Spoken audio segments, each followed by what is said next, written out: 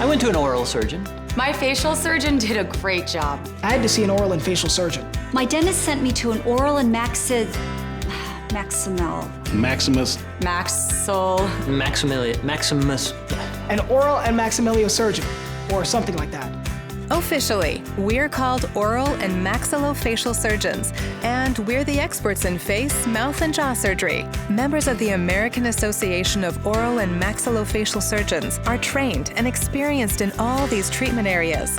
Our work saves lives, changes lives, and makes lives better. I'm not sure what to call him exactly. I just know he did a great job with my dental implants. She cured my sleep apnea. He fixed my recessive jaw. Diagnosed my oral cancer in time to beat it. Took out my impacted wisdom teeth. What you call us isn't really important, but when you're concerned about health issues related to your face, mouth, or jaw, just make sure you call us. Why does everyone have such a hard time saying oral and maxillofacial surgeon? Really?